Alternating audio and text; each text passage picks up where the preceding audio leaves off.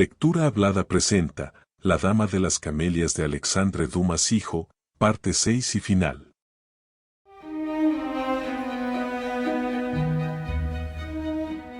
Capítulo 22. Me parecía que el tren no avanzaba. Llegué a Bougival a las 11. No había iluminada ni una ventana de la casa, y llamé sin que nadie me respondiera. Era la primera vez que me sucedía una cosa parecida.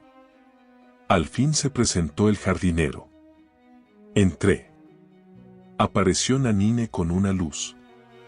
Llegué a la habitación de Marguerite. ¿Dónde está la señora? La señora se ha ido a París, me respondió Nanine. ¿A París? Sí, señor. ¿Cuándo? Una hora después que usted. ¿Y no le ha dejado nada para mí? Nada. Nanine se retiró. Es capaz de haberse asustado, pensé, y haberse ido a París para cerciorarse de que la visita que le dije que iba a hacer a mi padre no era un pretexto para tener un día de libertad. Quizá Prudence le haya escrito por algún asunto importante, me dije cuando estuve solo, pero yo había visto a Prudence a mi llegada y no me había dicho nada que pudiera hacerme suponer que había escrito a Marguerite. De pronto me acordé de la pregunta que me había hecho la señora Duvernoy cuando le dije que Marguerite estaba enferma, ¿entonces no vendrá hoy? Al mismo tiempo recordé la turbación de Prudence cuando la miré después de aquella frase que parecía delatar una cita. A ese recuerdo se unía el de las lágrimas de Marguerite durante todo el día, lágrimas que el buen recibimiento de mi padre me había hecho olvidar un poco. Desde aquel momento todos los incidentes de la jornada fueron a congregarse en torno a mi primera sospecha y la fijaron tan sólidamente en mi espíritu, que todo la confirmó, hasta la clemencia paterna. Marguerite casi me había exigido que yo fuera a París. Afectó tranquilidad cuando le propuse quedarme con ella. ¿Había caído en una trampa? ¿Me estaba engañando Marguerite? ¿Había contado con estar de vuelta con tiempo suficiente para que yo no me diera cuenta de su ausencia y la había retenido un imprevisto? ¿Por qué no había dicho nada a Nanine o por qué no me había escrito? ¿Qué querían decir aquellas lágrimas, aquella ausencia, aquel misterio? Eso era lo que me preguntaba con espanto, en medio de la habitación vacía, con los ojos fijos en el reloj de pared, que al marcar las 12 de la noche parecía decirme que era demasiado tarde para que siguiera esperando ver aparecer a mi amante. Sin embargo, después de las medidas que acabábamos de tomar, con el sacrificio ofrecido y aceptado, ¿era verosímil que me engañara? No. Intenté rechazar mis primeras suposiciones. La pobre chica habrá encontrado un comprador para su mobiliario y se habrá ido a París para cerrar el trato. No habrá querido avisarme, pues sabe que, aunque la acepto, esa venta, necesaria para nuestra felicidad futura, me resulta penosa, y habrá tenido miedo de herir mi amor propio y mi delicadeza hablándome de ella. Prefiere no volver a aparecer hasta que todo haya terminado. Prudence la aguardaba evidentemente para eso y se ha delatado ante mí. Marguerite no habrá podido terminar hoy la venta y dormirá en su casa, o incluso puede que llegue de un momento a otro, pues debe de sospechar mi inquietud y ciertamente no querrá dejarme aquí. Pero entonces, ¿a qué vienen esas lágrimas? Sin duda, pese a su amor por mí, la pobre chica no habrá podido decidirse sin llorar a abandonar el lujo en medio del que ha vivido hasta el presente y que la hacía dichosa y envidiada. Yo perdonaba de buena gana tales sentimientos a Marguerite. La esperaba con impaciencia para decirle, cubriéndola de besos, que había adivinado la causa de su misteriosa ausencia. Sin embargo, la noche avanzaba y Marguerite no llegaba. La inquietud fue estrechando poco a poco su círculo y me oprimía el corazón y la cabeza. Quizá le había ocurrido algo. Quizá estaba herida, enferma, muerta. Quizá vería llegar un mensajero anunciándome algún doloroso accidente. Quizá la aurora me sorprendiera en medio de las mismas incertidumbres y temores. La idea de que Marguerite me estuviera engañando en el mismo momento en que yo la esperaba entre los terrores que su ausencia me causaba no volvió a ocurrírseme. Hacía falta una causa independiente de su voluntad para retenerla lejos de mí, y cuanto más pensaba en ello más convencido estaba de que esa causa no podía ser más que alguna desgracia. Oh, vanidad del hombre, y cómo sabes mostrarte bajo cualquier forma. Acababa de dar la una. Me dije que iba a esperar una hora todavía, y que, si a las 2 no había venido Marguerite, iría a París. Mientras esperaba, busqué un libro, pues no me atrevía a pensar. Manon Lescaut estaba abierto sobre la mesa. Me pareció que en ciertos lugares las páginas estaban mojadas como por lágrimas. Después de haberlo hojeado, volví a cerrar el libro, pues, a través del velo de mis dudas, sus caracteres me parecían vacíos de sentido. La hora pasaba lentamente. El cielo estaba cubierto. Una lluvia de otoño azotaba los cristales. El lecho vacío me parecía adquirir por momentos el aspecto de una tumba. Tenía miedo. Abrí la puerta. Escuché y no oí más que el ruido del viento entre los árboles. Por la carretera no pasaba ni un coche. La media sonó tristemente en el campanario de la iglesia. Llegué a temer que alguien entrara. Me parecía que solo a aquella hora y con aquel tiempo sombrío podía llegarme una desgracia. Dieron las 2. Esperé un poco aún. Solo el reloj de pared turbaba el silencio con su ruido monótono y cadencioso. Al fin dejé aquella habitación, cuyos menores objetos se habían revestido de ese aspecto triste que da a cuanto lo rodea la inquieta soledad del corazón. En la habitación contigua encontré a Nanine dormida sobre su labor. Al ruido de la puerta se despertó y me preguntó si había vuelto su señora. No, pero, si vuelve, dígale que no he podido soportar mi inquietud y que me he ido a París. ¿A estas horas? Sí. ¿Pero cómo? No va a encontrar coche. Iré a pie. Pero si está lloviendo. ¿Qué importa?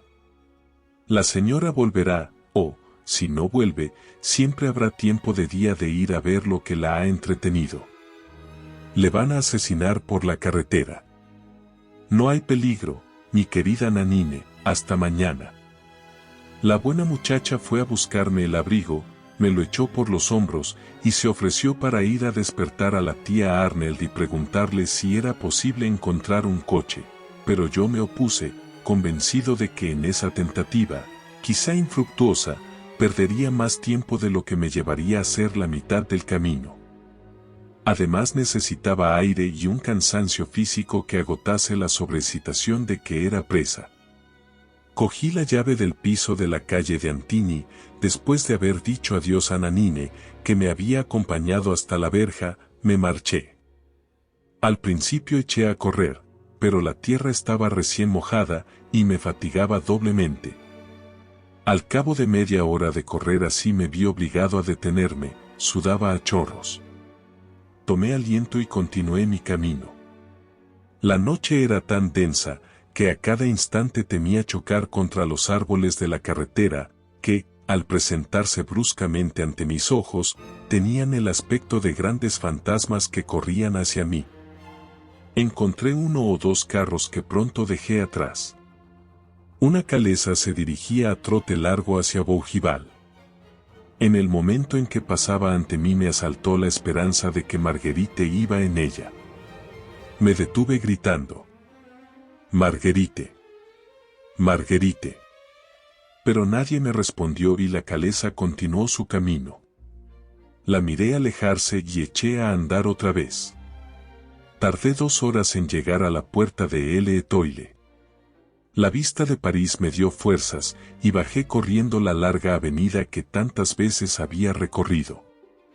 Aquella noche no pasaba nadie por allí.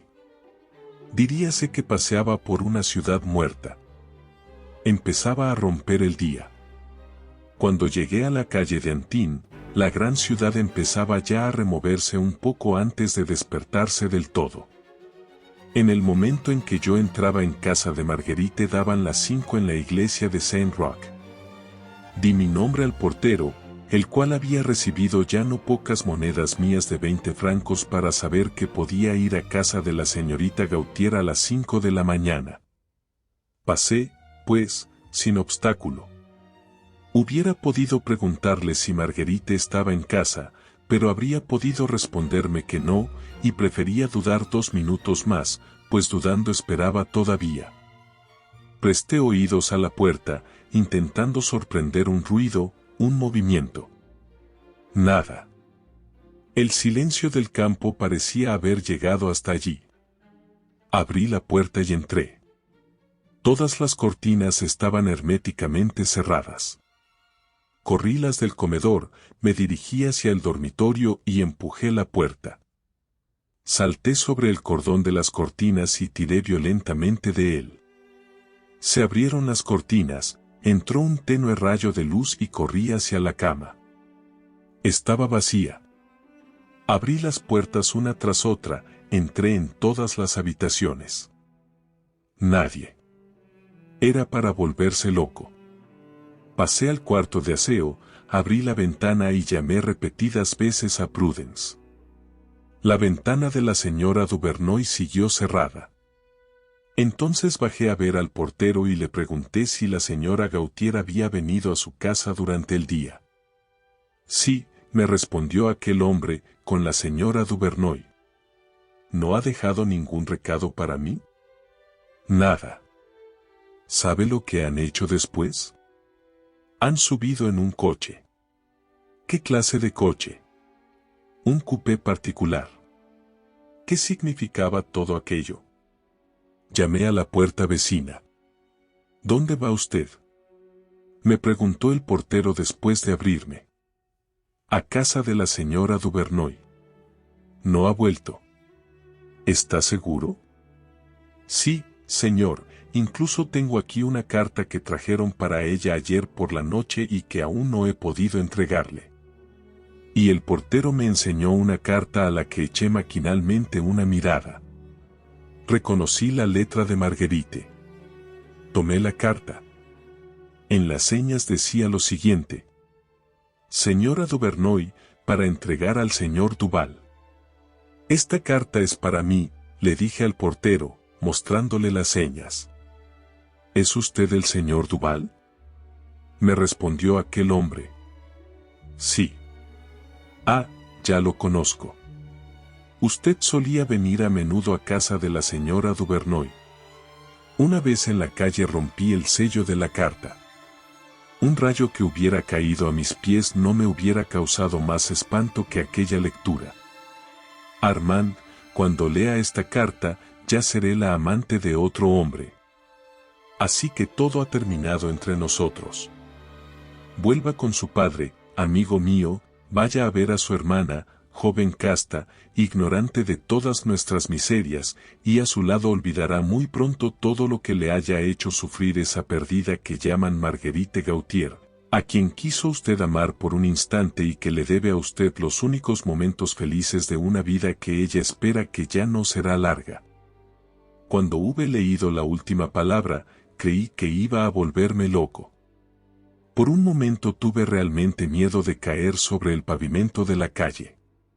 Una nube me pasó por los ojos y la sangre me golpeaba en las sienes.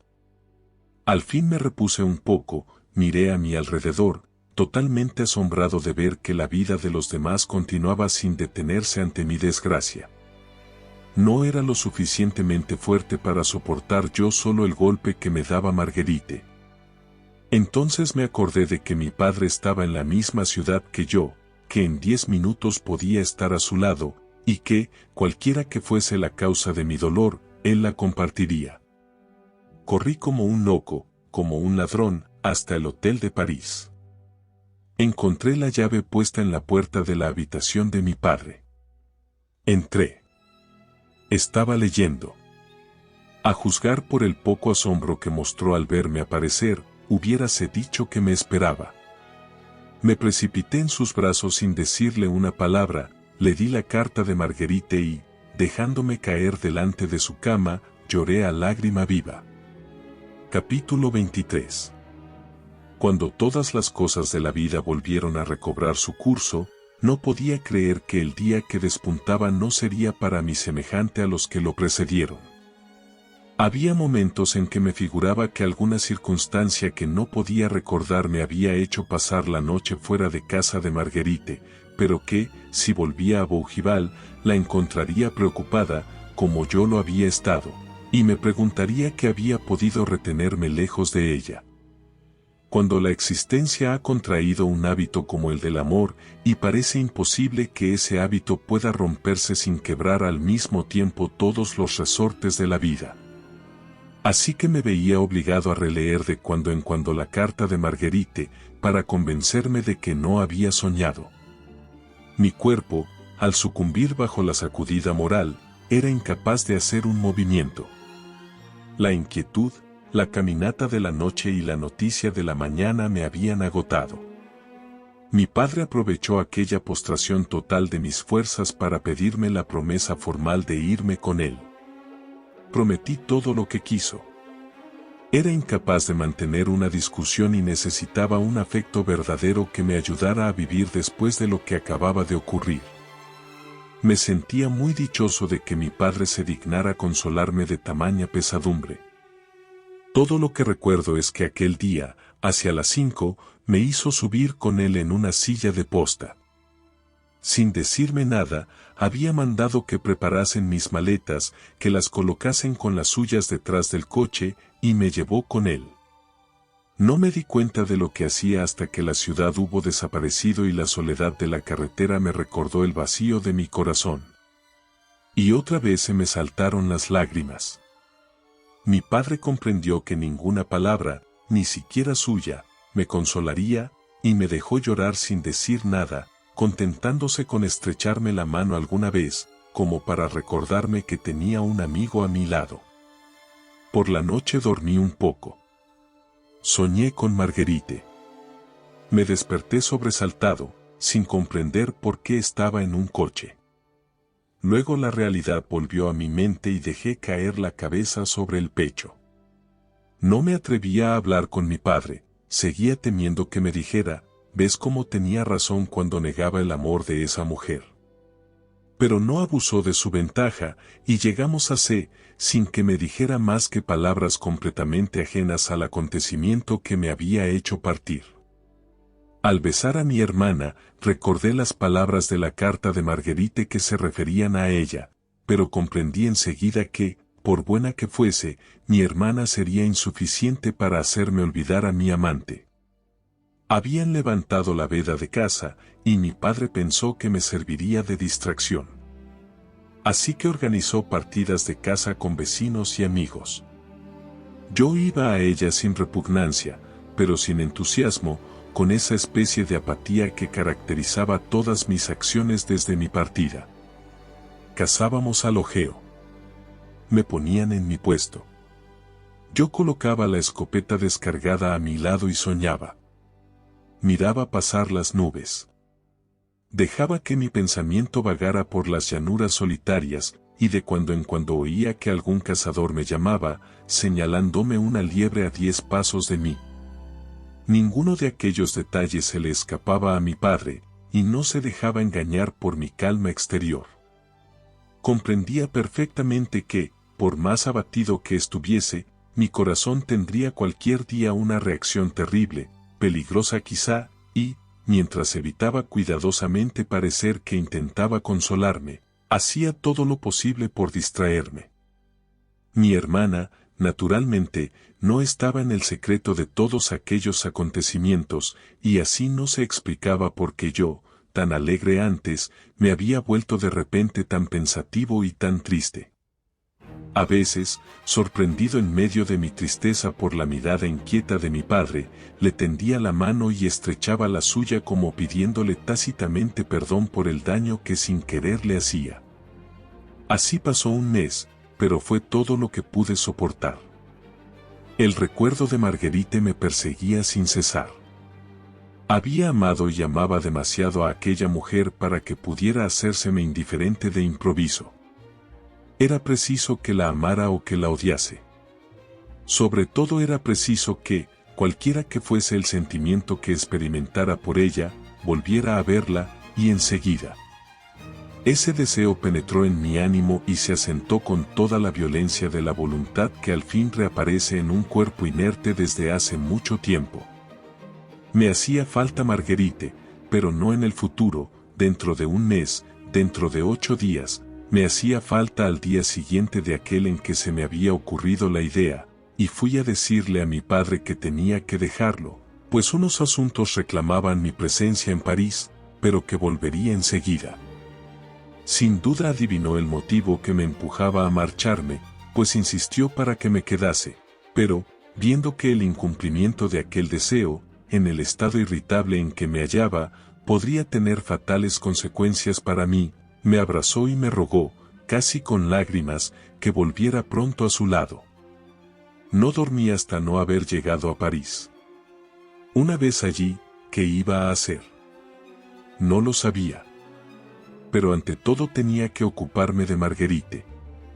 Fui a mi casa a cambiarme y, como hacía bueno y aún era buena hora, me dirigí a los Campos Elíseos. Al cabo de media hora vi venir de lejos, desde la glorieta a la plaza de la Concorde, el coche de Marguerite. Había recuperado sus caballos, pues el coche era el mismo de antes, solo que ella no iba dentro. Apenas había notado su ausencia, cuando, al volver los ojos a mi alrededor, vi a Marguerite que bajaba a pie, acompañada de una mujer que no había visto hasta entonces. Al pasar a mi lado palideció, y una sonrisa nerviosa crispó sus labios. Por lo que a mí respecta, un violento latido de corazón conmovió mi pecho, pero conseguí dar una expresión fría a mi rostro y saludé fríamente a mi examante, que llegó casi al instante a su coche, al que subió con su amiga. Yo conocía a Marguerite. Mi encuentro inesperado debió de trastornarla. Sin duda se había enterado de mi marcha, que la había tranquilizado sobre las consecuencias de nuestra ruptura, pero, al verme volver, al encontrarse cara a cara conmigo, pálido como estaba, comprendió que mi vuelta tenía un objetivo y debió de preguntarse lo que iba a suceder. Si hubiera encontrado a Marguerite desgraciada, sí, para vengarme de ella, hubiera podido ir en su ayuda, quizá la habría perdonado, y desde luego no habría pensado en hacerle daño, pero la encontré feliz, al menos en apariencia. Otro le había devuelto el lujo que yo no pude mantenerle, nuestra ruptura, que había partido de ella, adquiría por consiguiente el carácter del más bajo interés. Me sentía humillado en mi amor propio lo mismo que en mi amor, y necesariamente tenía que pagar lo que yo había sufrido. No podía quedarme indiferente ante lo que hacía aquella mujer, por consiguiente lo que más daño le haría sería mi indiferencia. Había, pues, que fingir tal sentimiento no solo a sus ojos, sino a los ojos de los demás. Intenté poner cara sonriente y me dirigí a casa de Prudence. La doncella fue a anunciarme y me hizo esperar unos instantes en el salón. Al fin apareció la señora Duvernoy y me introdujo en su gabinete. En el momento en que me sentaba oí abrir la puerta del salón y un paso ligero hizo crujir el parquet. Luego alguien cerró violentamente la puerta del rellano. ¿La molesto?, pregunté a Prudence. En absoluto. Estaba aquí Marguerite. Cuando ha oído anunciarlo a usted, ha huido. Era ella la que acaba de salir. ¿Es que ahora le doy miedo? No, pero teme que le resulte a usted desagradable volver a verla. ¿Y por qué?, dije, haciendo un esfuerzo por respirar libremente, pues la emoción me ahogaba. La pobre chica me ha dejado para recobrar su coche, sus muebles y sus diamantes, ha hecho bien, y no tengo por qué guardarle rencor. Me he encontrado hoy con ella, continué con negligencia. ¿Dónde?, dijo Prudence, que no dejaba de mirarme y parecía preguntarse si aquel hombre era realmente el que ella había conocido tan enamorado. En los Campos Elíseos. Estaba con otra mujer muy bonita. ¿Quién es esa mujer? ¿Cómo es? Rubia, delgada, con tirabuzones, ojos azules y muy elegante. Ah, es Olimpe. Una chica muy bonita, efectivamente. ¿Con quién vive? Con nadie, con todo el mundo. ¿Y dónde vive? En la calle Tronchet, N grados. Ah, ¿pero quiere usted hacerle la corte? ¿Quién sabe lo que puede pasar? ¿Y Marguerite? Decirle que ya no pienso en ella en absoluto sería mentir, pero soy de esos hombres para quienes cuenta mucho la forma de romper. Y Marguerite me ha despedido de una forma tan ligera, que me parece que he sido un grande majadero por haber estado tan enamorado como lo estuve, pues la verdad es que he estado muy enamorado de esa chica. Imagínese en qué tono intenté decir aquellas cosas, el agua me corría por la frente.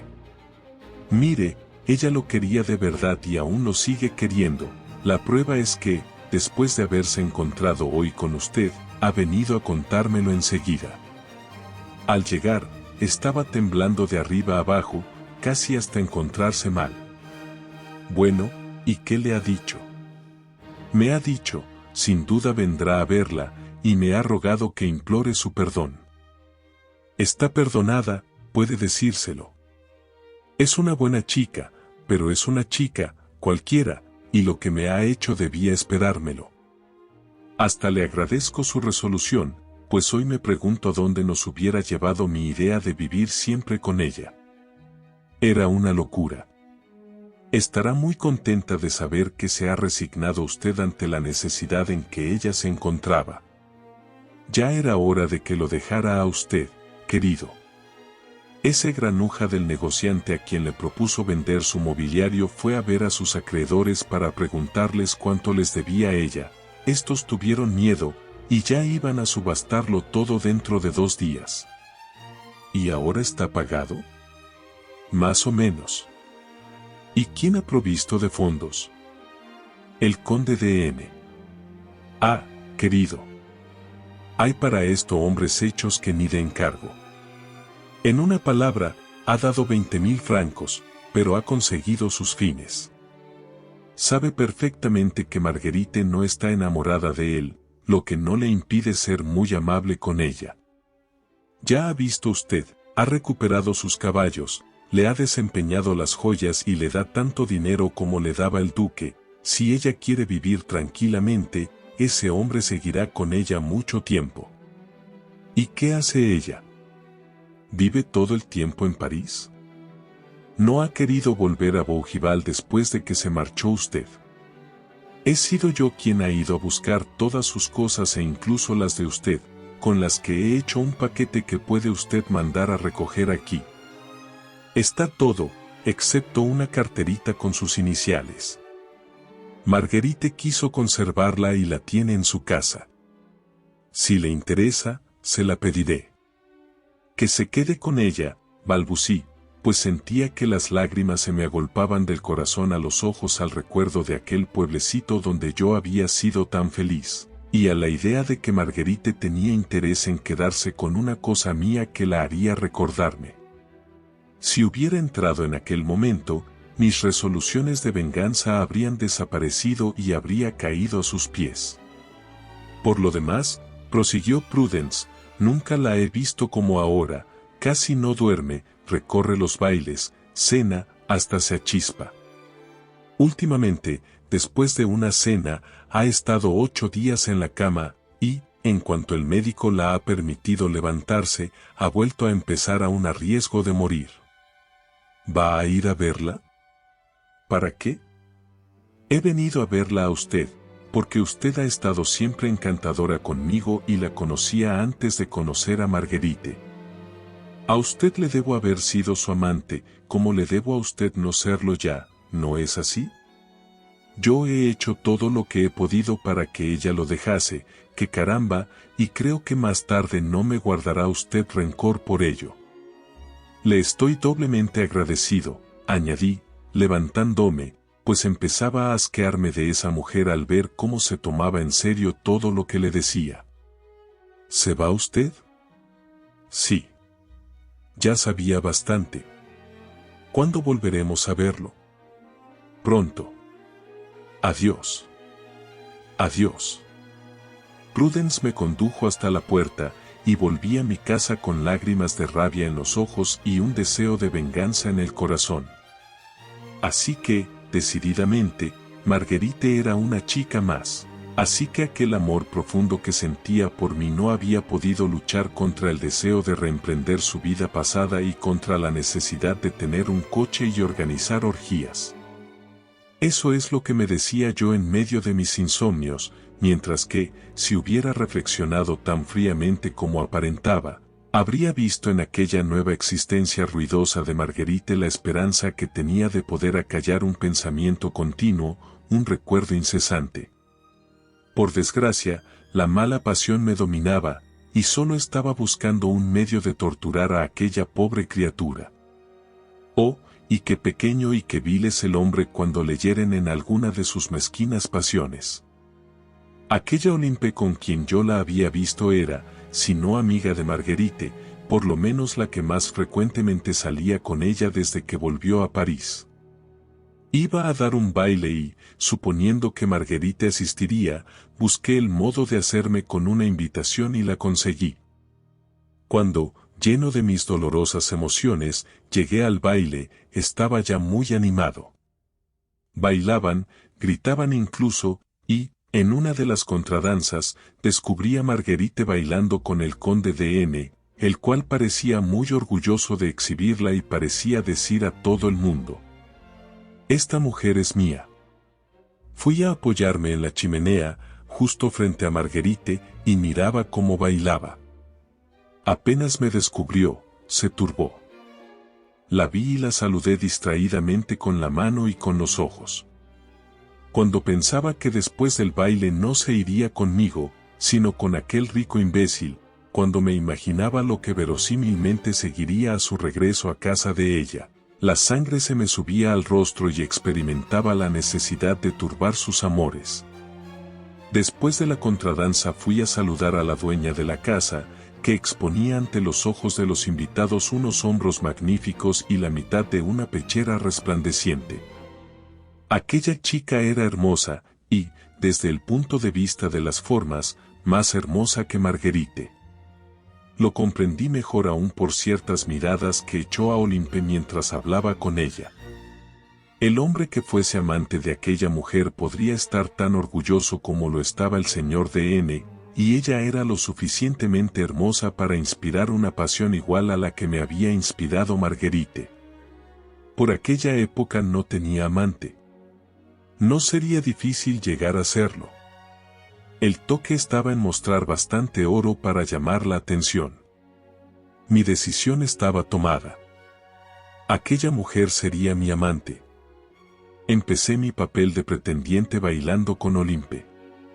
Media hora después, Marguerite, pálida como una muerta, se ponía el abrigo y abandonaba el baile. Capítulo 24. Ya era algo, pero no era bastante. Comprendía el ascendiente que tenía sobre aquella mujer y abusaba de él cobardemente. Cuando pienso que ahora está muerta, me pregunto si Dios me perdonará un día todo el daño que le hice. Después de la cena, que fue de las más ruidosas, nos pusimos a jugar.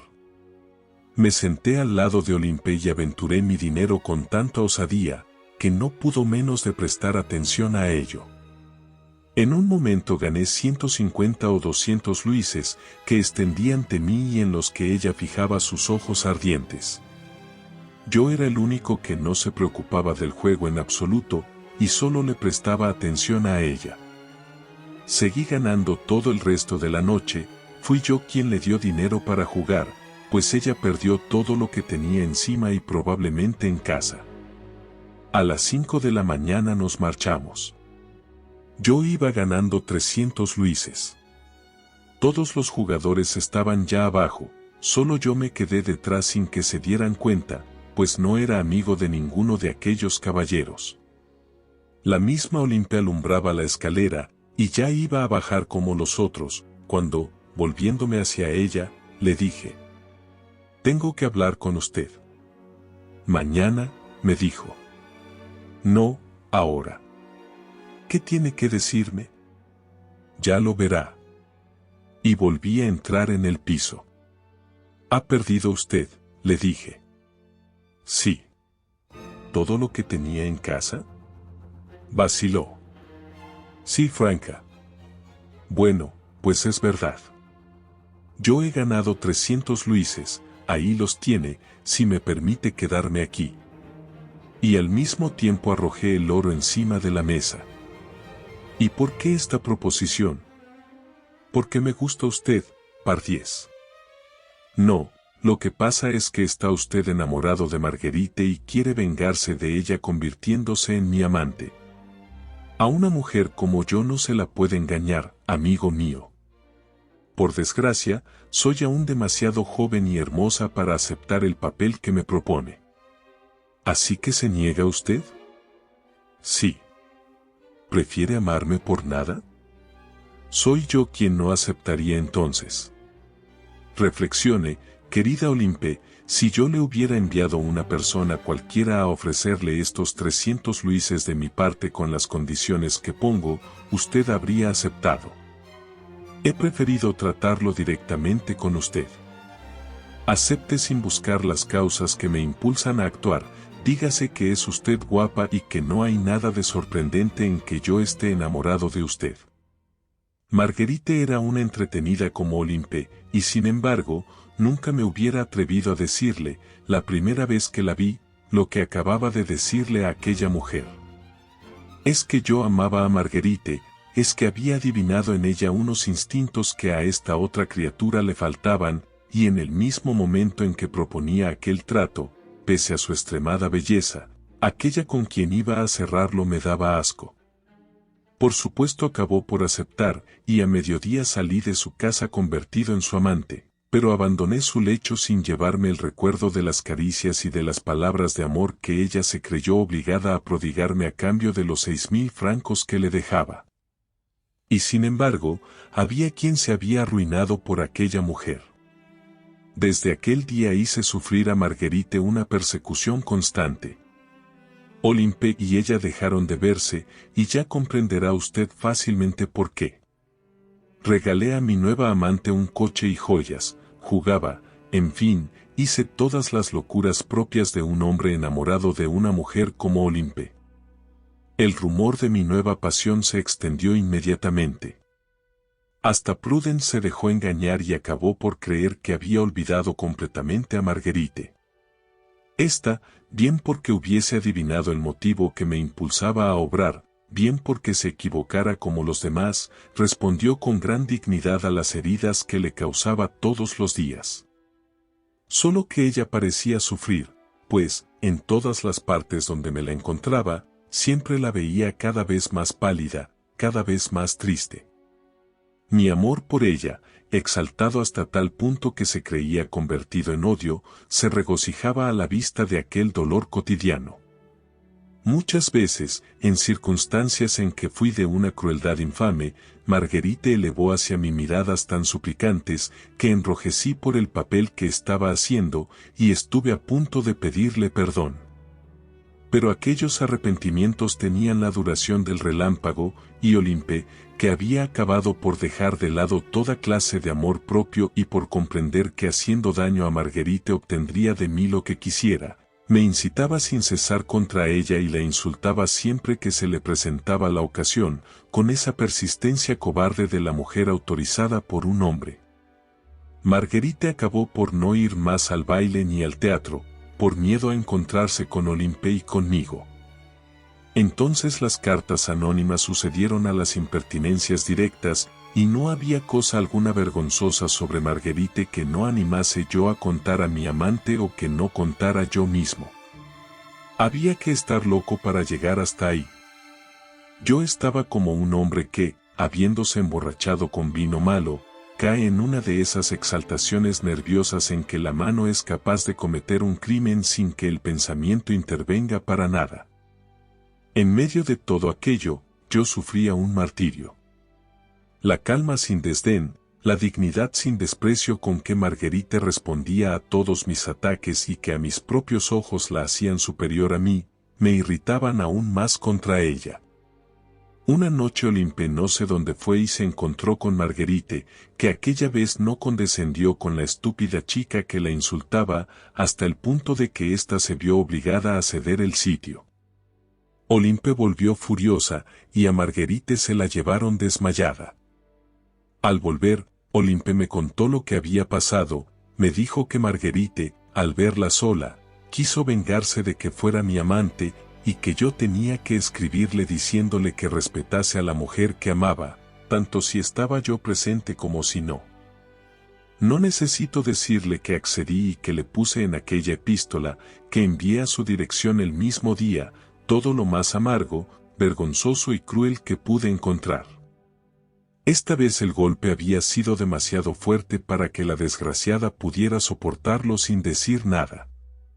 No dudaba de que me llegaría una respuesta, así que decidí no salir de casa en todo el día. Hacia las 2 llamaron, y vi entrar a Prudence. Intenté adoptar un aire indiferente para preguntarle a qué debía su visita, pero aquel día la señora Duvernoy no estaba risueña y, en un tono seriamente conmovido, me dijo que desde mi regreso, es decir, desde hacía unas 3 semanas, no había dejado escapar una ocasión de hacer sufrir a Marguerite, que estaba enferma, y que la escena del día anterior y mi carta de por la mañana la habían postrado en el lecho. En una palabra, sin hacerme reproches, Marguerite enviaba a pedirme gracia, diciéndome que ya no le quedaba fuerza física ni moral para soportar lo que le hacía. La señorita Gautier, dije a Prudence, está en su derecho al despedirme de su casa, pero que insulte a la mujer que amo, so pretexto de que esa mujer es mi amante, no lo permitiré jamás. Amigo mío, me dijo Prudence, está usted sufriendo la influencia de una chica sin corazón ni entendimiento. Es verdad que está usted enamorado de ella, pero esa no es una razón para andar torturando a una mujer que no puede defenderse. Que la señorita Gautier me envíe a su conde de N, y quedará igualada la partida. Bien sabe usted que no lo hará. Así que, querido Armand, déjela tranquila, si la viera usted, le daría vergüenza su forma de comportarse con ella. Está pálida, tose, y ya no llegará muy lejos. Y Prudence me tendió la mano, añadiendo: vaya a verla, su visita la hará muy feliz.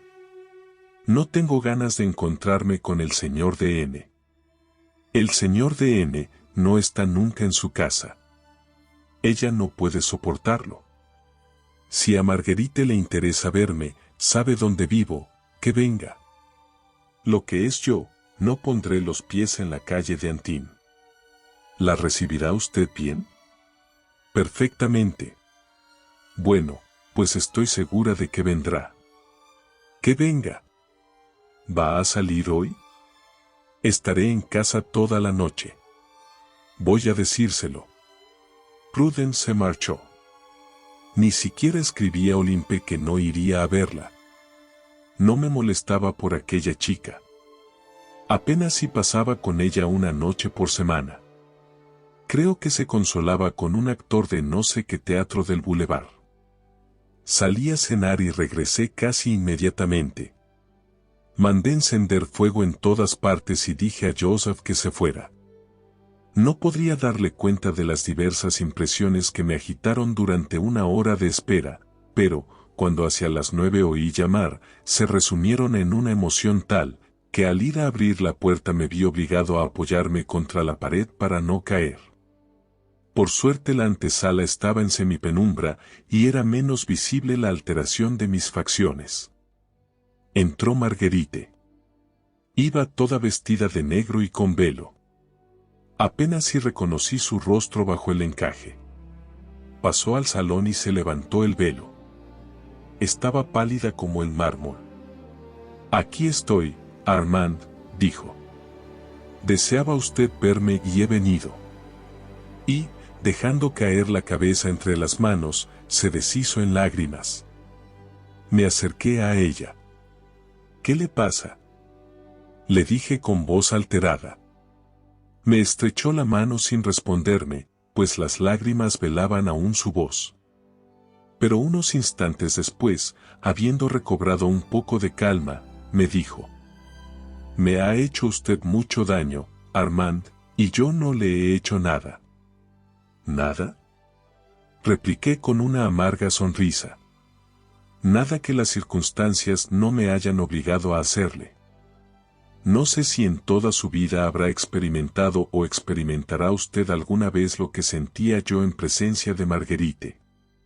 La última vez que vino a mi casa se sentó en el mismo sitio en que acababa de sentarse, solo que después de aquella época ella había sido la amante de otro. Otros besos distintos de los míos habían tocado sus labios, hacia los que sin querer tendían los míos, y sin embargo, sentía que quería a aquella mujer tanto o quizá más que nunca la había querido. No obstante, me resultaba difícil entablar conversación sobre el asunto que la traía. Marguerite lo comprendió sin duda, pues prosiguió: «Vengo a molestarlo, Armand, porque tengo que pedirle dos cosas: perdón por lo que dije ayer a la señorita Olympe, y gracia para lo que quizá está dispuesto a hacerme todavía. Voluntariamente o no, desde su regreso me ha hecho usted tanto daño, que ahora sería incapaz de soportar la cuarta parte de las emociones que he soportado hasta esta mañana. Tendrá usted piedad de mí, ¿verdad?, y comprenderá que para un hombre de corazón hay cosas más nobles que hacer que vengarse de una mujer enferma y triste como yo. Mire, coja mi mano. Tengo fiebre, me he levantado de la cama para venir a pedirle no su amistad, sino su indiferencia». En efecto, cogí la mano de Marguerite. Estaba ardiendo, y la pobre mujer se estremecía bajo su abrigo de terciopelo. Arrastré al lado del fuego el sillón en que estaba sentada. «¿Cree que yo no sufrí?», repuse, «la noche en que, después de haberla esperado en el campo, vine a buscarla a París, donde no encontré más que aquella carta que estuvo a punto de volverme loco? ¿Cómo pudo engañarme, Marguerite, a mí que tanto la quería? No hablemos de eso, Armand, no he venido a hablar de ello. He querido verlo no como enemigo, eso es todo, y he querido estrecharle la mano una vez más. Tiene usted una amante joven, bonita, y según dicen la ama, sea feliz con ella y olvídeme. ¿Y usted? Sin duda es usted feliz. ¿Tengo cara de mujer feliz, Armand? No se burle de mi dolor, usted que sabe mejor que nadie cuál es su causa y su alcance. Solo de usted dependía no ser nunca desgraciada, si es que lo es como dice. No, amigo mío, no, las circunstancias han sido más fuertes que mi voluntad.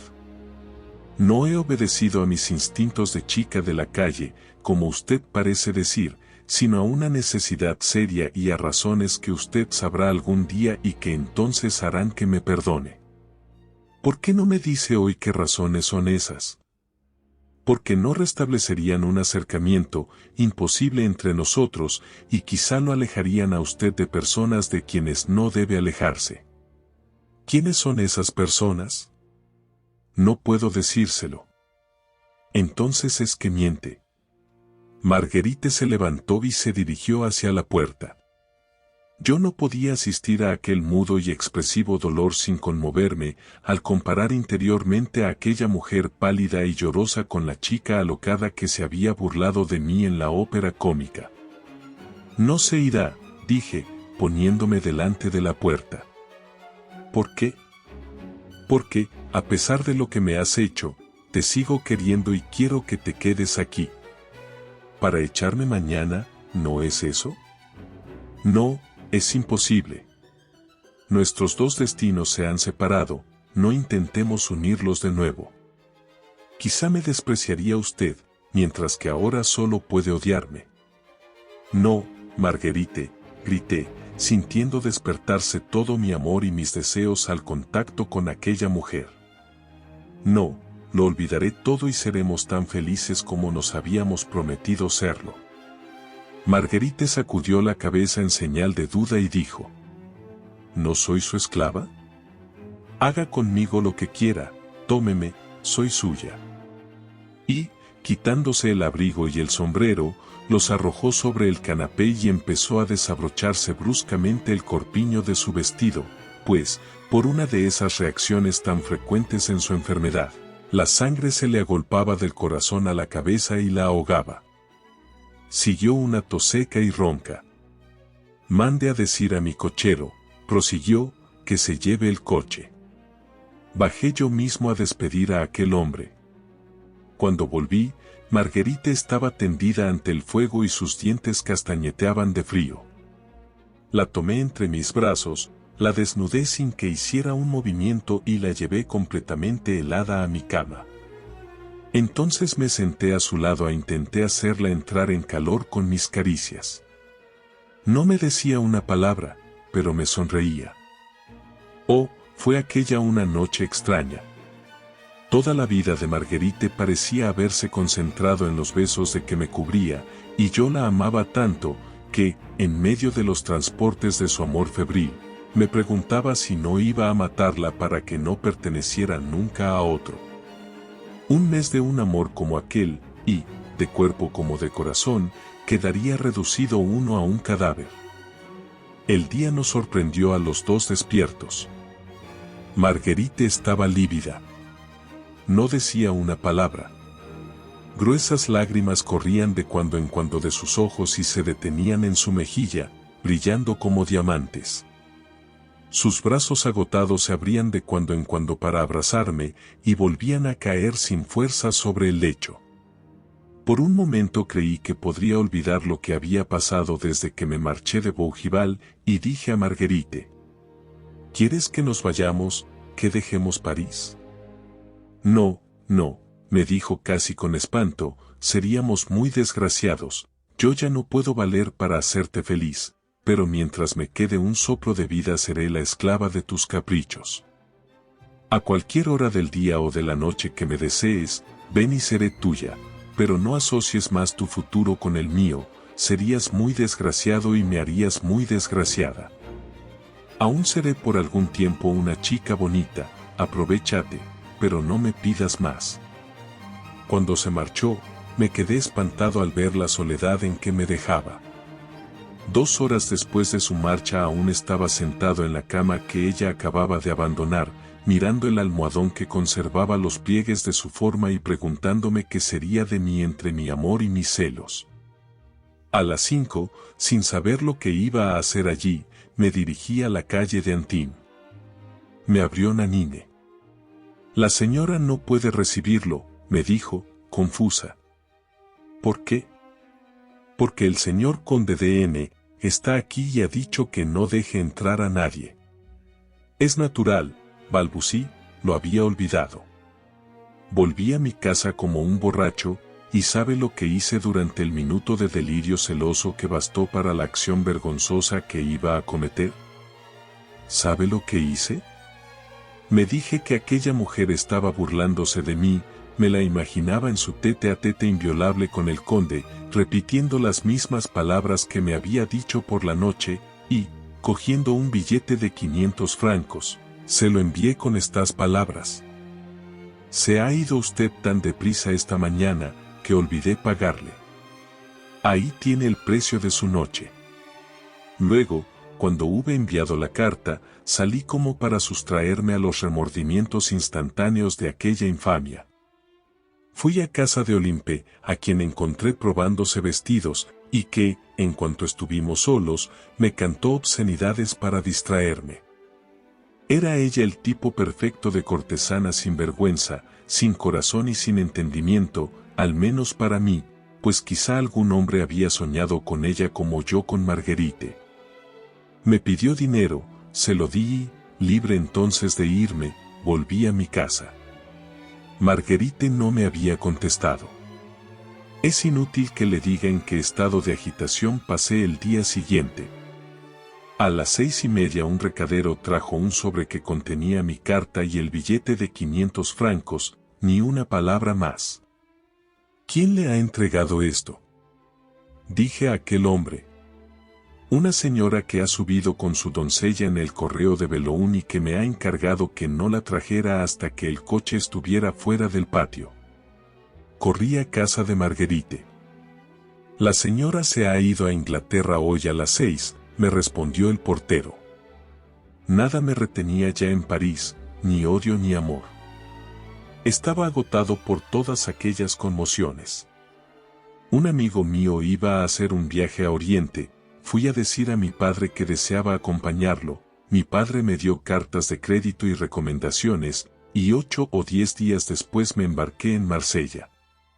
Fue en Alejandría, por medio de un agregado de la embajada a quien había visto alguna vez en casa de Marguerite, donde me enteré de la enfermedad de la pobre chica.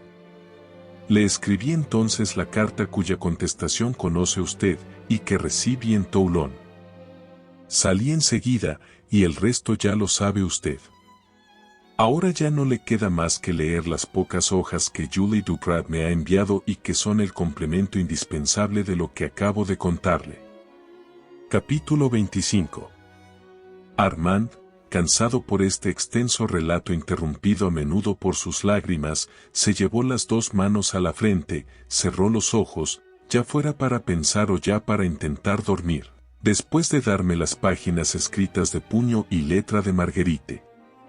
Unos instantes después una respiración un poco más rápida me indicaba que Armand dormía, pero con ese sueño ligero que el menor ruido hace desaparecer. Esto es lo que leí, y lo transcribo sin añadir ni quitar ninguna sílaba. Hoy estamos a 15 de diciembre. Hace 3 o 4 días que no me siento bien. Esta mañana me he quedado en la cama, el tiempo está sombrío, yo estoy triste, no tengo a nadie junto a mí y pienso en usted, Armand. ¿Y usted, dónde está usted en el momento en que escribo estas líneas? Me han dicho que lejos de París, muy lejos, y quizá ya haya olvidado a Marguerite.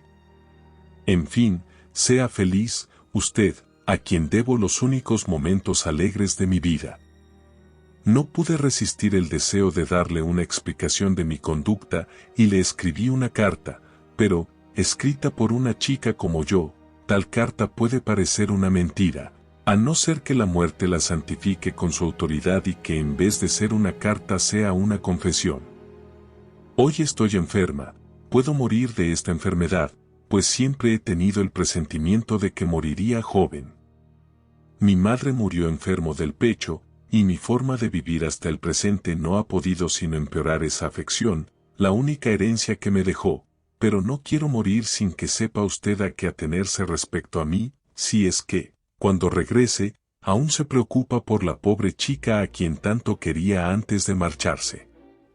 He aquí lo que contenía aquella carta, que me sentiría feliz de volver a escribir para darme una nueva prueba de mi justificación.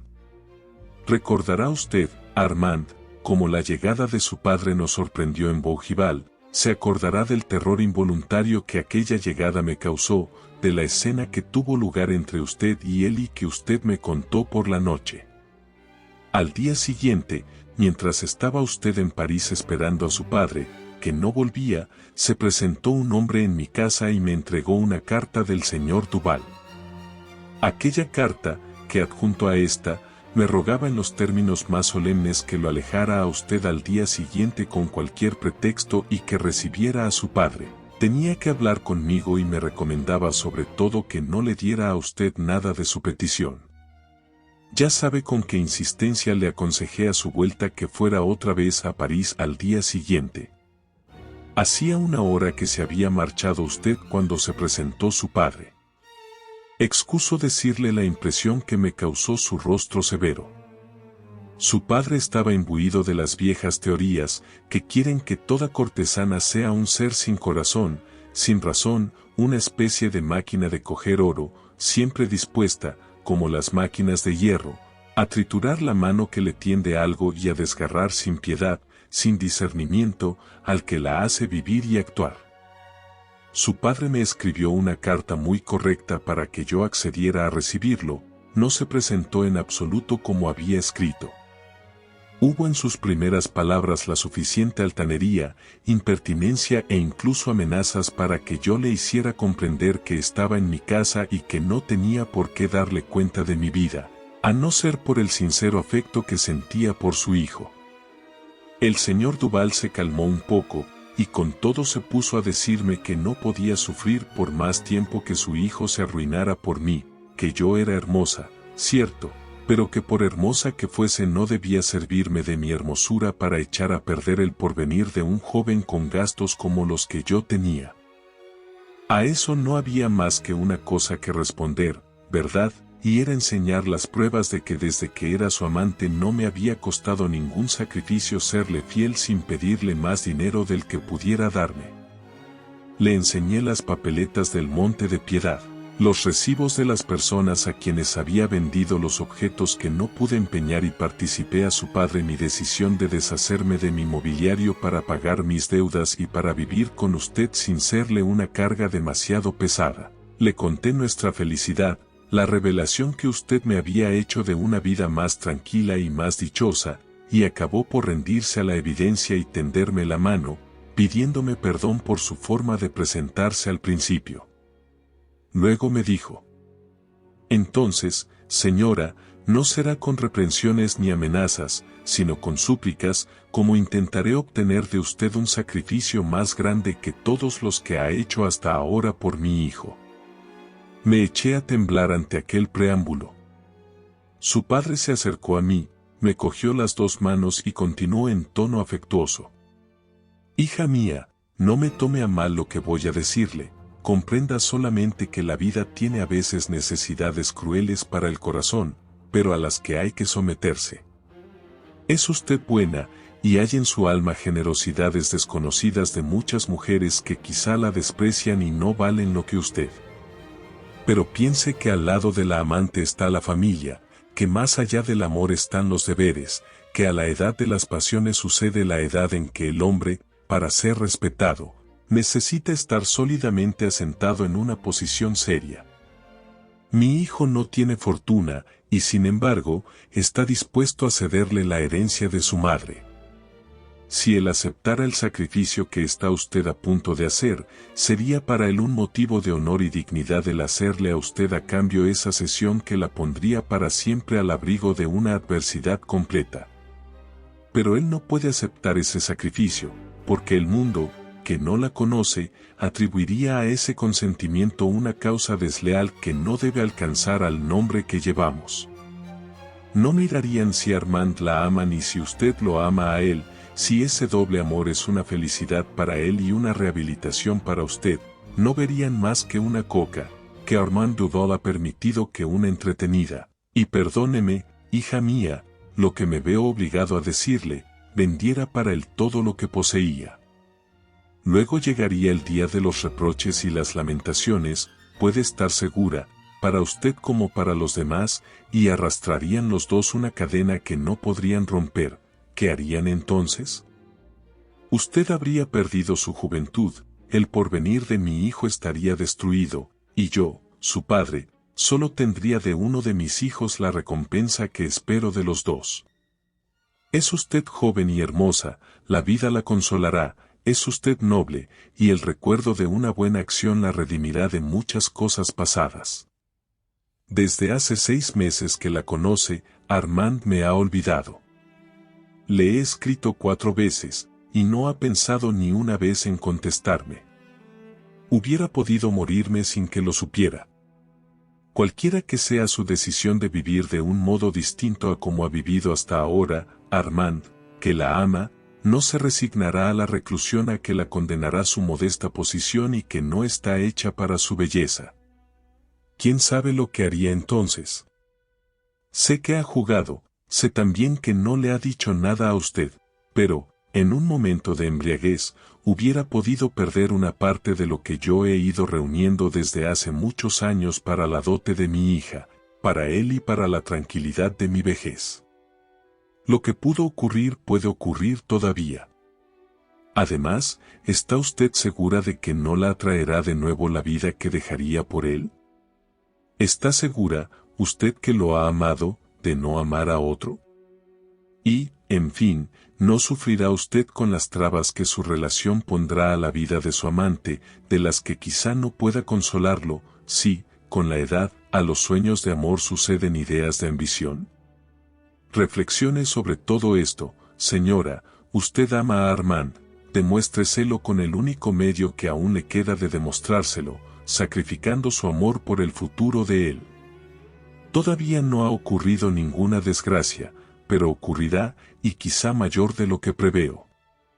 Armand puede ponerse celoso de algún hombre que la haya amado, puede provocarlo, puede batirse, puede morir, en fin, y piense en lo que sufriría usted ante este padre que le pediría cuentas de la vida de su hijo. En fin, hija mía, sépalo todo, pues no se lo he dicho todo, sepa, pues, lo que me traía a París. Acabo de decirle que tengo una hija, joven, guapa, pura como un ángel. También ella ama y quiere hacer de ese amor el sueño de su vida. Le escribí todo esto a Armand, pero estaba tan ocupado con usted, que no me contestó. Bueno, pues mi hija va a casarse. Se casa con el hombre que ama y entra en una familia honorable que quiere que todo sea honorable en la mía. La familia del hombre que será mi yerno se ha enterado de la vida que Armand lleva en París y ha manifestado que retirará su palabra si Armand sigue viviendo así. En sus manos está el futuro de una niña que no le ha hecho nada y que tiene derecho a contar con el futuro.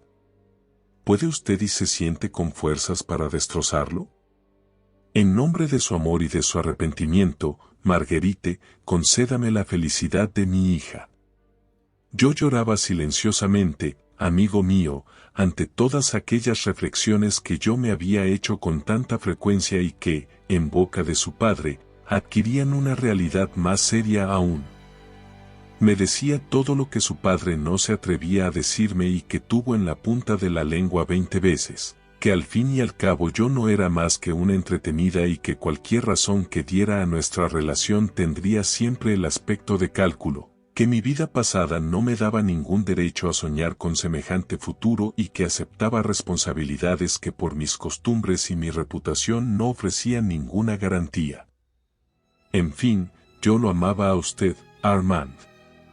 La manera paternal de hablarme del señor Duval, los castos sentimientos que evocaba en mí, la estima de aquel anciano leal que iba a conquistar, la suya, que estaba segura de tener más tarde, todo ello despertó en mi corazón nobles pensamientos que realzaban mi propia estima y dio voz a una especie de santas vanidades, desconocidas hasta entonces. Cuando pensaba que algún día aquel anciano, que me imploraba por el futuro de su hija, diría a su hija que añadiera mi nombre a sus oraciones, como el nombre de una misteriosa amiga, me transformaba y me sentía orgullosa de mí misma. La exaltación del momento exageraba quizá la verdad de aquellas impresiones, pero eso era lo que yo experimentaba, amigo, y aquellos nuevos sentimientos hacían callar los consejos que me daba el recuerdo de los días felices pasados con usted. Está bien, señor, dije a su padre, enjugando mis lágrimas. ¿Cree usted que amo a su hijo? Sí, me dijo el señor Duval. ¿Con un amor desinteresado? Sí. ¿Cree que había hecho de ese amor la esperanza, el sueño y el perdón de mi vida? Firmemente. Pues bien, señor, béseme una vez como besaría a su hija, y le juro que ese beso, el único realmente casto que habré recibido, me hará fuerte contra mi amor, y que antes de 8 días su hijo volverá con usted, quizá desgraciado por algún tiempo, pero curado para siempre. Es usted una noble muchacha, replicó su padre, besándome en la frente, e intenta algo que Dios le tendrá en cuenta, pero mucho me temo que no obtendrá nada de mi hijo. Oh, esté tranquilo, señor, me odiará. Hacía falta levantar entre nosotros una barrera infranqueable para el uno como para el otro. Escribí a Prudence que aceptaba las proposiciones del señor conde de N, y que fuera a decirle que cenaría con ella y con él. Cerré la carta y, sin decirle lo que encerraba, rogué a su padre que la enviara a su destino en llegando a París. No obstante me preguntó qué contenía. Es la felicidad de su hijo, le respondí. Su padre me besó una vez más. Sentí en mi frente 2 lágrimas de agradecimiento, que fueron como el bautismo de mis faltas de otro tiempo y, en el momento en que acababa de consentir en entregarme a otro hombre, irradiaba de orgullo al pensar en lo que redimía por medio de aquella nueva falta. Era muy natural, Armand, usted me había dicho que su padre era el hombre más honrado que se podía encontrar. El señor Duval subió al coche y se fue. Sin embargo, soy mujer y, cuando volví a verlo a usted, no pude menos de llorar, pero no flaqueé. ¿He hecho bien? Eso es lo que me pregunto hoy que he caído enferma en un lecho que quizás solo muerta dejaré. Usted fue testigo de lo que yo experimentaba a medida que se acercaba la hora de nuestra separación inevitable. Su padre ya no estaba allí para apoyarme, y hubo un momento en que estuve muy cerca de confesárselo todo, de tan espantada como estaba ante la idea de que usted iba a odiarme y despreciarme. Quizá no lo crea, Armand, pero rogaba a Dios que me diera fuerza, y la prueba de que aceptó mi sacrificio es que me dio la fuerza que le imploraba. Aún necesité ayuda en aquella cena, pues no quería saber lo que iba a hacer, de tanto como temía que me faltase valor. ¿Quién me hubiera dicho a mí, Marguerite Gauthier, que llegaría a sufrir tanto ante la sola idea de tener un nuevo amante? Bebí para olvidar y, cuando me desperté al día siguiente, estaba en la cama del conde. Esta es toda la verdad, amigo, juzgue usted y perdóneme, como ya le he perdonado todo el daño que me hizo desde aquel día. Capítulo 26. Lo que siguió a aquella noche fatal lo sabe usted tan bien como yo, pero lo que no sabe, lo que no puede sospechar es lo que he sufrido desde nuestra separación. Me enteré de que su padre se lo había llevado consigo, pero me figuraba que no podría vivir mucho tiempo lejos de mí, y, el día en que me encontré con usted en los Campos Elíseos, me emocioné, pero no me sorprendí. Comenzó entonces aquella serie de días, cada uno de los cuales me traía un nuevo insulto suyo, insulto que recibía casi con alegría, pues, aparte de que era la prueba de que me seguía queriendo, me parecía que cuanto más me persiguiera más me engrandecería a sus ojos el día en que supiera la verdad. No se extrañe de este martirio gozoso, Armand, el amor que usted sintió por mí abrió mi corazón a nobles entusiasmos. Sin embargo, no fui tan fuerte enseguida. Entre la realización del sacrificio que hice por usted y su vuelta pasó un tiempo bastante largo, durante el cual necesité recurrir a medios físicos para no volverme loca y para aturdirme en la vida a que me había lanzado. ¿No le dijo Prudence que iba a todas las fiestas, a todos los bailes, a todas las orgías? Tenía una especie de esperanza de matarme rápidamente a fuerza de excesos, y creo que esa esperanza no tardará en realizarse. Mi salud se alteró necesariamente cada vez más, y el día en que envié a la señora Duvernoy a pedirle clemencia estaba agotada de cuerpo y de alma. No le recordaré, Armand, de qué forma recompensó usted la última prueba de amor que le di, y por medio de qué ultraje arrojó de París a la mujer que, moribunda, no pudo resistirse a su voz cuando le pidió una noche de amor, y que, como una insensata, creyó por un instante que podría volver a unir el pasado y el presente. Tenía usted derecho a hacer lo que hizo, Armand, no siempre me han pagado mis noches tan caras. Entonces lo abandoné todo. Olympe me reemplazó al lado del señor de N, y me han dicho que se encargó de comunicarle el motivo de mi marcha. El conde de G estaba en Londres. Es uno de esos hombres que, no dando a los amores que tienen con las chicas como yo más que la importancia justa para que sea un pasatiempo agradable, siguen siendo amigos de las mujeres que tuvieron y no tienen odio, pues nunca tuvieron celos, en fin, es uno de esos grandes señores que solo nos abren un lado de su corazón, pero nos abren los 2 lados de su bolsa. Enseguida pensé en él. Fui a buscarlo. Me recibió de maravilla, pero era allí amante de una mujer del gran mundo y tenía miedo de comprometerse acercándose a mí. Me presentó a sus amigos, que me ofrecieron una cena, tras la cual me fui con uno de ellos. ¿Qué quería usted que hiciera, amigo mío? ¿Matarme? Hubiera sido cargar su vida, que debe ser feliz, con un remordimiento inútil, y además, ¿a qué matarse cuando está uno tan cerca de morir? Pasé al estado de cuerpo sin alma, de cosas sin pensamiento, viví durante algún tiempo con aquella vida automática, luego volví a París y pregunté por usted, me enteré entonces de que se había ido a un largo viaje. Ya nada me sostenía. Mi existencia volvió a convertirse en lo que era 2 años antes de que lo conociera. Intenté atraerme al duque, pero había herido harto rudamente a aquel hombre, y los ancianos no son pacientes, sin duda porque se daba cuenta de que no son eternos. La enfermedad se apoderaba de mí de día en día, estaba pálida, estaba triste, estaba más delgada todavía. Los hombres que compran el amor examinan la mercancía antes de tomarla. Había en París mujeres con mejor salud y más carnes que yo, me olvidaron un poco. Este ha sido el pasado hasta ayer. Ahora estoy enferma de verdad. He escrito al duque pidiéndole dinero, pues no lo tengo, y los acreedores han vuelto y me traen sus facturas con un encarnizamiento despiadado. ¿Me contestará el duque? Si estuviera usted en París, Armand, vendría a verme y sus visitas me consolarían. 20 de diciembre. Hace un tiempo horrible, nieva, estoy sola en casa.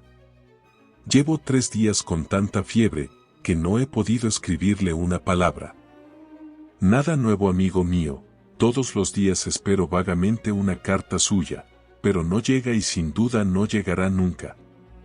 Solo los hombres tienen fuerza suficiente para no perdonar.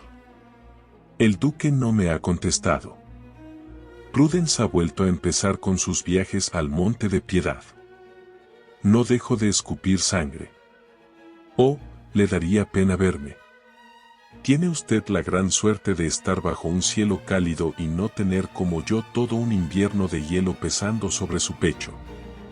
Hoy me he levantado un poco y, tras las cortinas de mi ventana, he mirado pasar esa vida de París con la que ahora sí que creo haber roto definitivamente. Algunos rostros conocidos han pasado por la calle, rápidos, alegres, despreocupados. Ni uno ha levantado los ojos hacia mis ventanas. No obstante, han venido algunos jóvenes y han dejado su nombre. Ya estuve enferma otra vez, y usted, sin conocerme, sin haber obtenido de mí más que una impertinencia el día en que lo vi por primera vez, usted vino a preguntar por mí todas las mañanas. Aquí metíme enferma otra vez. Hemos pasado 6 meses juntos. He sentido por usted todo el amor que el corazón de una mujer puede encerrar y ofrecer, y usted está lejos, me maldice y no me llega ni una palabra suya de consuelo. Pero estoy segura de que solo el azar es el causante de este abandono, pues, si estuviera usted en París, no se apartaría de la cabecera de mi cama ni saldría de mi habitación. 25 de diciembre. Todos los días el médico me prohíbe escribir. En efecto, mis recuerdos no hacen más que aumentar mi fiebre, pero ayer recibí una carta que me hizo mucho bien, no tanto por la ayuda material que me aportaba cuanto por los sentimientos que expresaba. Así que hoy puedo escribirle. La carta era de su padre y mire lo que decía. Señora, acabo de enterarme de que está usted enferma. Si estuviera en París, iría personalmente a saber cómo se encuentra. Si mi hijo estuviera aquí, le diría que fuera a preguntar por usted, pero yo no puedo salir de C, y Armand está a 600 o 700 leguas de aquí, así pues, permítame, señora, que le escriba simplemente diciéndole cuánto me apena su enfermedad, y créame que hago sinceros votos por su pronto restablecimiento. El señor H., un buen amigo mío, irá a su casa, le ruego que lo reciba. Le he dado un encargo, cuyo resultado espero con impaciencia. Reciba, señora, mis mejores sentimientos. Esta es la carta que recibí. Su padre tiene un corazón noble, ámelo, amigo mío, pues hay pocos hombres en el mundo tan dignos de ser amados. Este papel firmado con su nombre me ha sentado mejor que todas las recetas de nuestro ilustre médico. Esta mañana ha venido el señor H. Parecía muy incómodo con la delicada misión que le había encargado el señor Duval. Venía sencillamente a traerme 1000 escudos de parte de su padre. Al principio no he querido cogerlos, pero el señor H. me ha dicho que ese rechazo ofendería al señor Duval, que le había autorizado a darme ahora esa cantidad y a enviarme todo lo que necesitara en adelante. He aceptado ese favor que, viniendo de su padre, no puede ser una limosna. Si ya he muerto cuando vuelva usted, enséñele a su padre lo que acabo de escribir para él y dígale que, al trazar estas líneas, la pobre chica a la que se ha dignado escribir esta consoladora carta derramaba lágrimas de agradecimiento y rogaba a Dios por él. 4 de enero. Acabo de pasar una serie de días muy dolorosos. No sabía que el cuerpo pudiera hacernos sufrir tanto. Oh, mi vida pasada. Hoy estoy pagándola 2 veces. Me han velado todas las noches. Ya no podía respirar. El delirio y la tos se repartían el resto de mi pobre existencia. El comedor está lleno de bombones, de regalos de toda clase que me han traído mis amigos. Entre ellos hay algunos sin duda que espera que más tarde seré su amante. Si vieran lo que la enfermedad ha hecho conmigo, huirían espantados.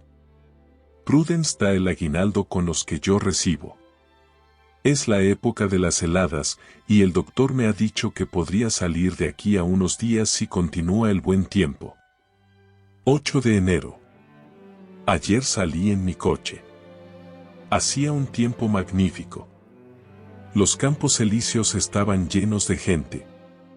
Parecía la primera sonrisa de la primavera.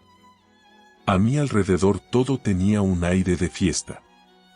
Nunca sospeché que en un rayo de sol pudiera haber tanta alegría, dulzura y consuelo como encontré ayer. Me he encontrado con casi todas las personas que conozco, siempre alegres, siempre dedicadas a sus placeres. ¿Cuánta gente feliz que no sabe que lo es? Olimpé ha pasado en un elegante coche que le ha regalado el señor D.M. Ha intentado insultarme con la mirada. No sabe cuán lejos estoy de todas esas vanidades. Un buen muchacho que conozco desde hace mucho tiempo me ha preguntado si quería cenar con él y con un amigo suyo, que tiene muchos deseos, según decía, de conocerme. He sonreído tristemente y le he tendido mi mano ardiente de fiebre. Nunca he visto un rostro tan asombrado. He vuelto a las 4 y he cenado con bastante apetito. Esta salida me ha sentado bien. Si me curase. ¿Cómo es que el aspecto de la vida y de la felicidad de los demás hace que le entren deseos de vivir al que el día anterior, en la soledad de su alma y en la sombra de su habitación de enfermo, deseaba morir rápidamente? 10 de enero. La esperanza de recobrar la salud no era más que un sueño. Aquí estoy, otra vez en la cama, con el cuerpo cubierto de emplastos que me queman. Vete a ofrecer este cuerpo, que tan caro pagaban en otro tiempo, y ya verás lo que darían hoy. Es preciso que hayamos hecho mucho mal antes de nacer o que vayamos a gozar de una felicidad muy grande después de la muerte, para que Dios permita que en esta vida se den todas las torturas de la expiación y todos los dolores de la prueba. 12 de enero. Sigo sufriendo. Ayer me envió dinero el conde de N, y no lo acepté. No quiero nada de ese hombre. Él es el causante de que no esté usted a mi lado. Oh. ¿Dónde están nuestros hermosos días de Bougival? Si salgo viva de esta habitación, será para ir en peregrinación a la casa en que vivimos juntos, pero solo saldré muerta. ¿Quién sabe si podré escribirle mañana? 25 de enero. Llevo 11 noches sin dormir, ahogándome y creyendo a cada instante que me voy a morir. El médico ha ordenado que no me dejen tocar una pluma. Julie Duprat, que me vela, aún me ha permitido que le escriba estas pocas líneas. ¿Es que no va a volver usted antes de que muera? ¿Ha terminado todo eternamente entre nosotros? Me parece que, si usted viniera, me curaría. ¿Para qué curarme? 28 de enero. Esta mañana me ha despertado un gran ruido. Julie, que dormía en mi habitación, se ha precipitado al comedor. He oído voces de hombres contra las que la suya luchaba en vano. Ha vuelto llorando. Venían a embargar. Le he dicho que les dejara hacer lo que ellos llaman justicia. El alguacil ha entrado en mi habitación sin quitarse el sombrero.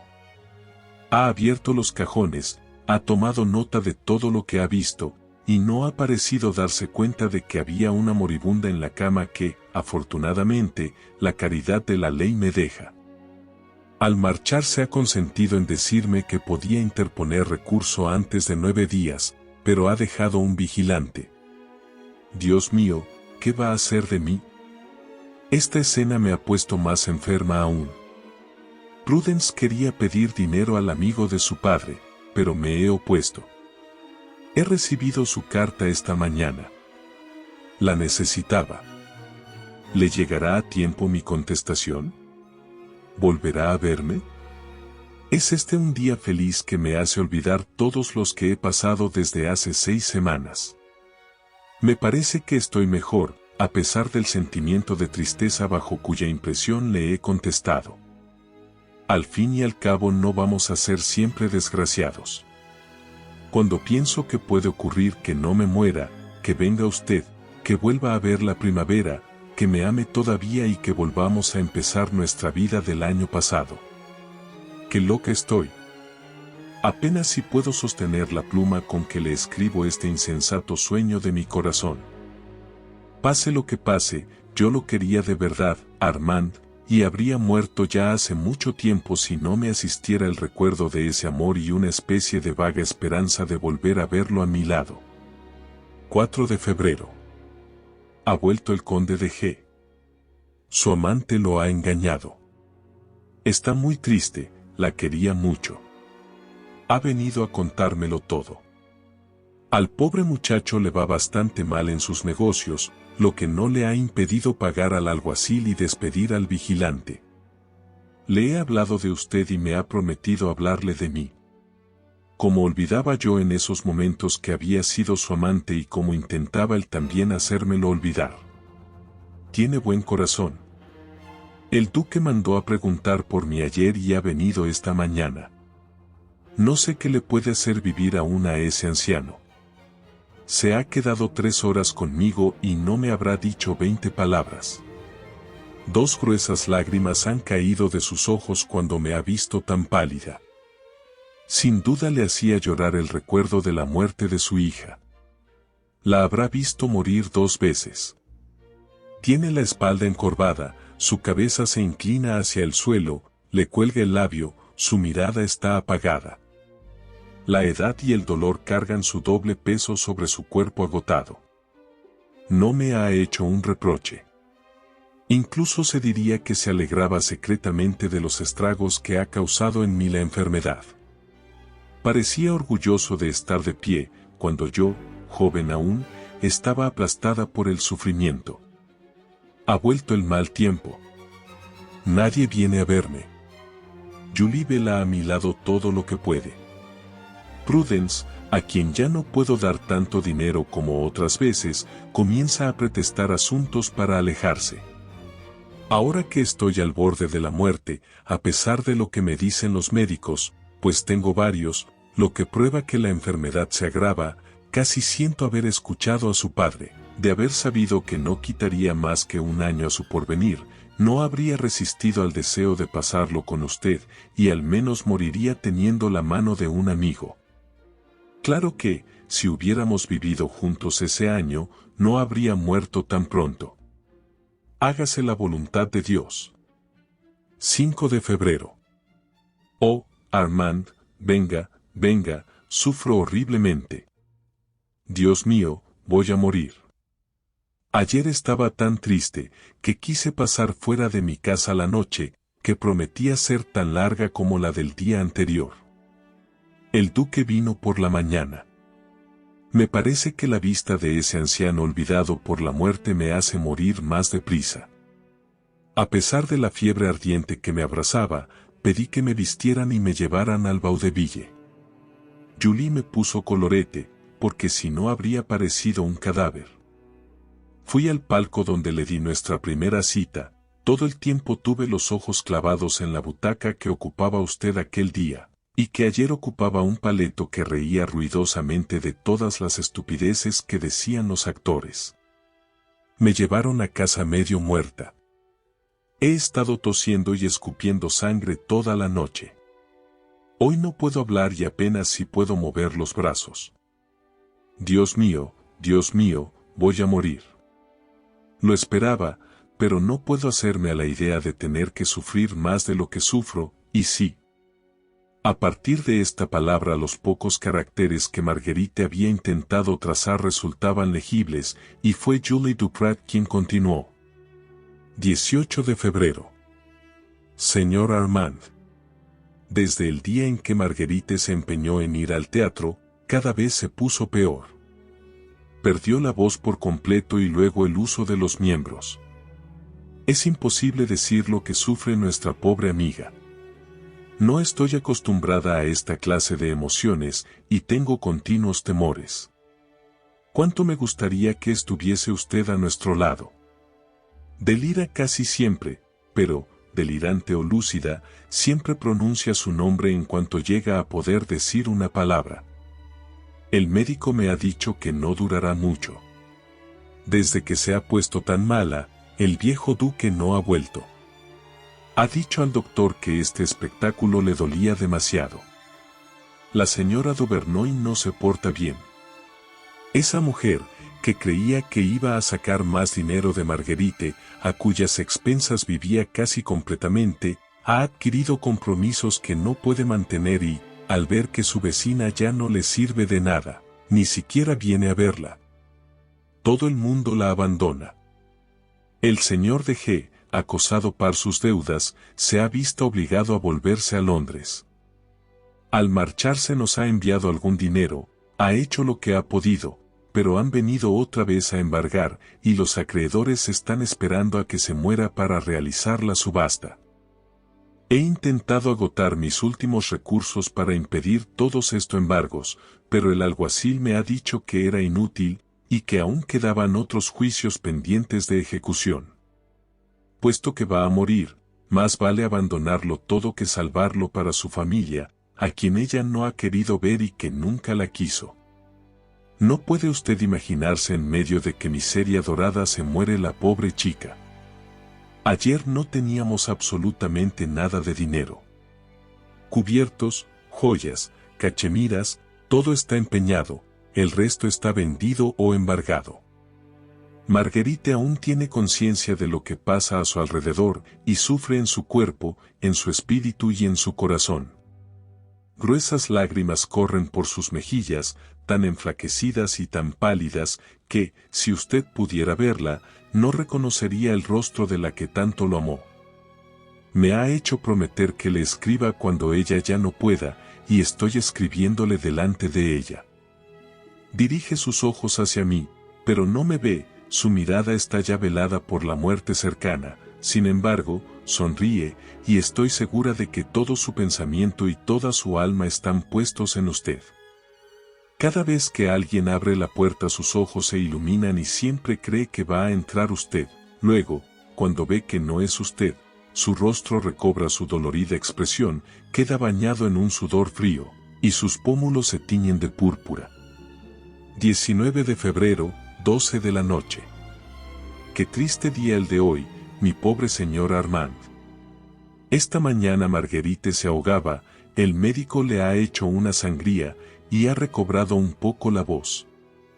El doctor le ha aconsejado que vea a un sacerdote. Ella ha dicho que bueno, y él mismo ha ido a buscar a un cura de Saint-Roch. Entre tanto Marguerite me ha llamado al lado de su cama, me ha rogado que abriera el armario, luego me ha señalado un gorro, un camisón cubierto de encajes, y me ha dicho con voz debilitada: voy a morir después de confesarme, vísteme entonces con estas cosas, es una coquetería de moribunda. Luego me ha besado llorando y ha añadido: puedo hablar, pero me ahogo mucho cuando hablo. Me ahogo. Aire. Deshecha en lágrimas, abrí la ventana, y unos instantes después entró el sacerdote. Fui a su encuentro. Cuando supo dónde estaba, pareció temer que iba a ser mal recibido. Entre sin miedo, padre, le he dicho. Ha estado poco tiempo en la habitación de la enferma, y ha salido diciéndome: ha vivido como una pecadora, pero morirá como una cristiana.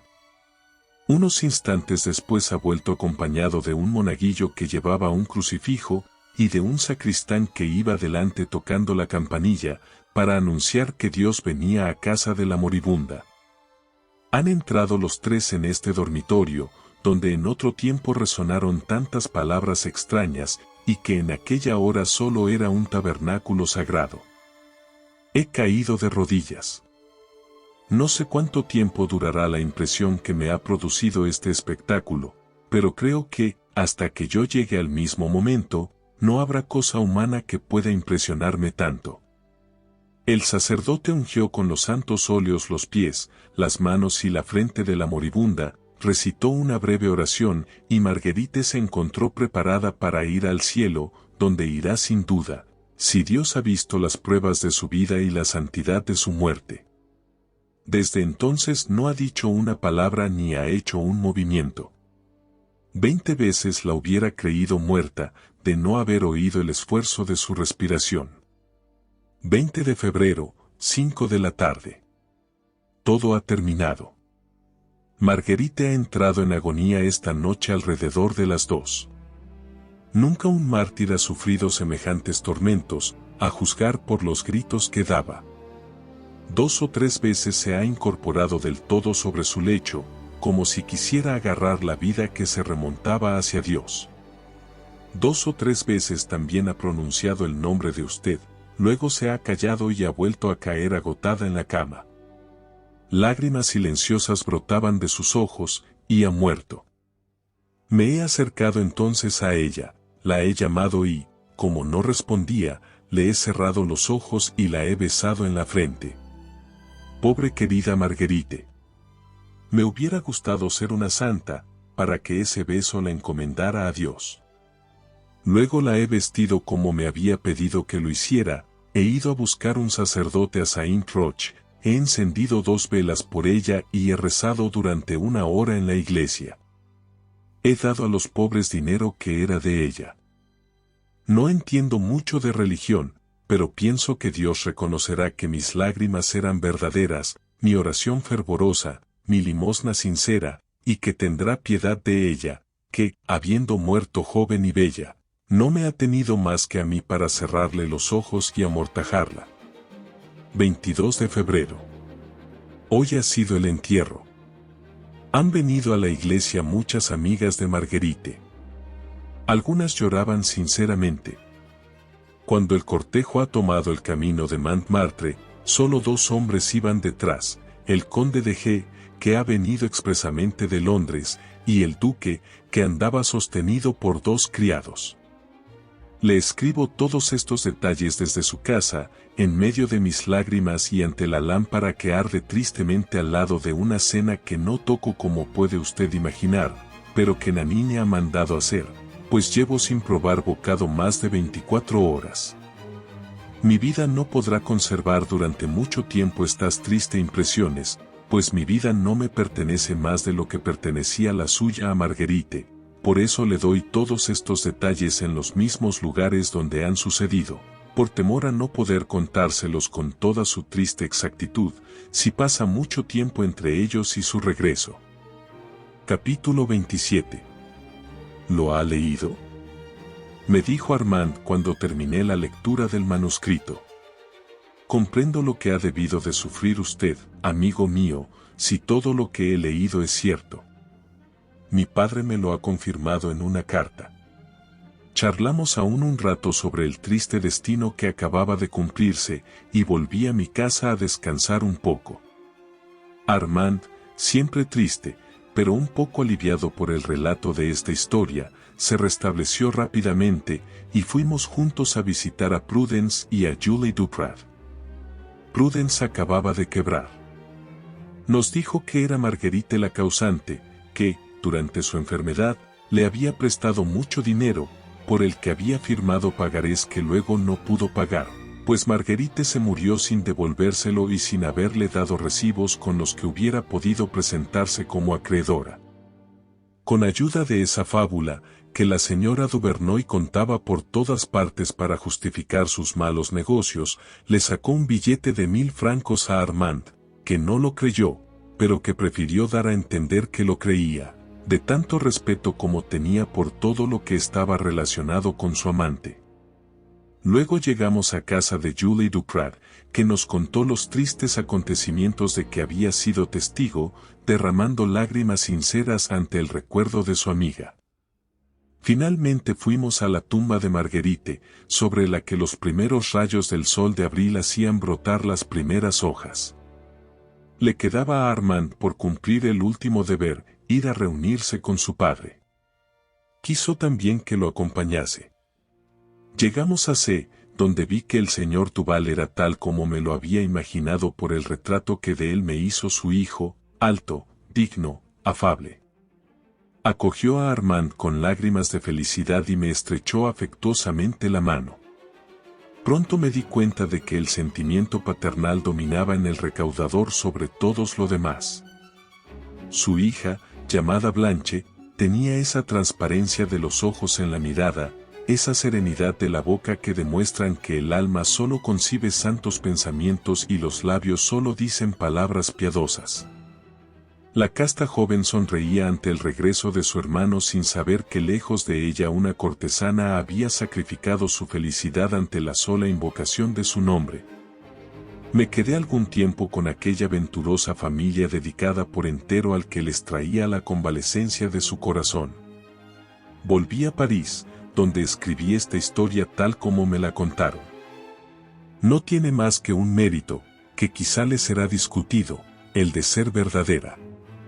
No saco de este relato la conclusión de que todas las chicas como Marguerite son capaces de hacer lo que ella hizo, ni mucho menos, pero tuve conocimiento de que una de ellas había experimentado en su vida un amor serio, por el que sufrió y por el que murió, y he contado al lector lo que sabía. Era un deber. No soy apóstol del vicio, pero me haré eco de la desgracia noble donde quiera que la oiga implorar.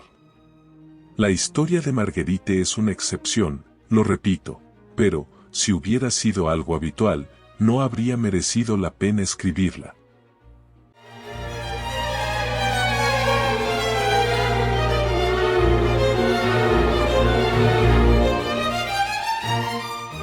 Gracias por llegar al final de este audiolibro. Si te gustó no olvides suscribirte a nuestro canal y estar pendiente del próximo audiolibro. Déjanos un comentario sobre qué libros te gustarían escuchar.